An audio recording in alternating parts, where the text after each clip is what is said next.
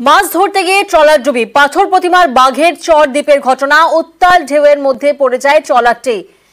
মাছ ধরতে গিয়ে ট্রলার ডুবি, উত্তাল ঢেউয়ের মধ্যে পড়ে যায় ট্রলারটি। প্রতিনিধি বিশ্বজিৎ হালদার এই মুহূর্তে আমাদের সঙ্গে রয়েছেন।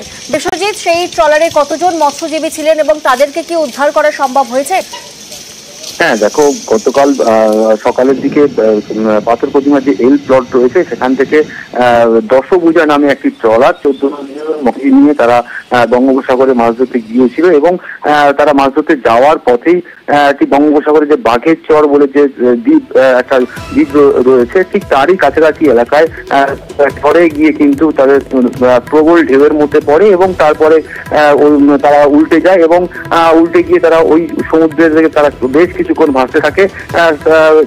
স্থানীয় কাছাকাছি আরো একটি ট্রলার যাচ্ছিল ফিশিং করার জন্য, তারা ওদেরকে দেখতে পায় এবং 14 জন মৎস্যজীবীকে কিন্তু তারা উদ্ধার করে এবং তারা গতকাল রাতেই তাদেরকে সবাইকে সুস্থ অবস্থায় কিন্তু উদ্ধার করে আনা সম্ভব হয়েছে। তবে যে ট্রলারটি দুর্ঘটনা কবলে পড়েছে সেই ট্রলারটি কিন্তু উদ্ধার করা সম্ভব হয়নি, কারণ এই মুহূর্তে সমুদ্রে যেভাবে উত্তাল রয়েছে সেই ট্রলারটি কিন্তু সমুদ্রে তলে গিয়েছে।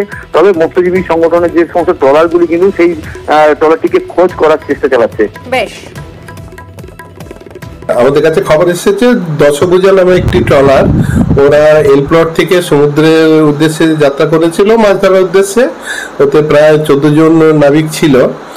তো হঠাৎই সমুদ্র উত্তাল আছে, সেই অবস্থাতে ট্রলারটি ডুবে যায় এবং 14 জন মৎস্যজীবী ওতে ছিলেন। পার্শ্ববর্তী যারা ট্রলার ছিল সেই ট্রলার মালক্ষী নামে একটি ট্রলার, যারা 14 জনকে উদ্ধার করেছে এবং ওদেরকে কুলে নিয়ে আসা হয়েছে। ট্রলারটিকে উদ্ধার করা সম্ভব হয়নি, কারণ যা রোলিং আছে ওরা চেষ্টা করেছিল, কিন্তু ট্রলারটিকে ছেড়ে দিয়েই ওদেরকে ফিরে আসতে হয়েছে।